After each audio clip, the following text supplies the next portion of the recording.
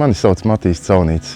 Es esmu absolvējis Daudzes pamatskolu, kā arī strādāju Daudzes pagasta pakalpojumu centrā kā komunālās daļas vadītājs.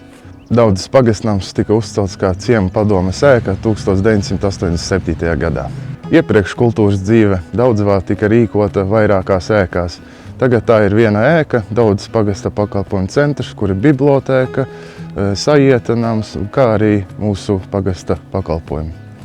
2013. gadā pagasta māju atjaunināja, kā arī piebūvēja klāt lielo zāli, kurā notiek visādi pasākumi. Sajieta namā darbojas sieviešu koris, amartie teātris, senioru dāmu deju kopa, Kvelziedz. Koris dibināts 1996. gadā, un tajā dzied apmēram 20 cilvēku. Koris piedalīs visos deju un dziesmu svētkos, kā arī vairākos pasākumos Daudzavā un arī citur. Brīvajā laikā vasarā ir volejbols, ko uzspēlējam ar draugiem, basketbols, citreiz futbolu, kā arī ir jau tādas aktivitātes, kā aizbraukt uz jūru vai braukt makšķerēt. Mums tepat pie Daudzavas ir vairāki ezeri, kā arī aklais purvs, pa kuru var pastaigāt, un kā arī sports ir sēņošana.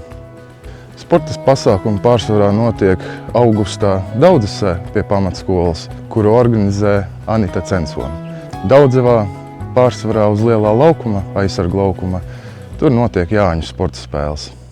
Jaunieši ir daudz, bet ir vairākas gadu grupas, bet mūsu jaunieši, kas ir tagad pamatskolā mācās un kuri vēl projām bērndārzā, viņi ļoti aktīvi izmanto bērnu laukumiņus, iet uz laukuma, bumbu mētāt, volejbolu.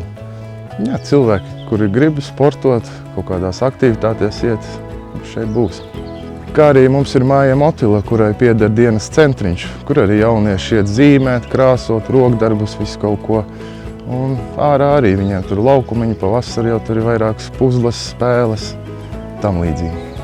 Šeit Daudzavā es atrodos un strādāju, jo es šeit jūtos kā mājās. Protams, man arī gribētos kaut kur paceļot vai kaut ko tādu, protams, dzīvē laiks būs. Bet pagaidām es palieku šeit. Mani apmierina darbs šeit, kā arī cilvēki, ar kuriem es kopā strādāju.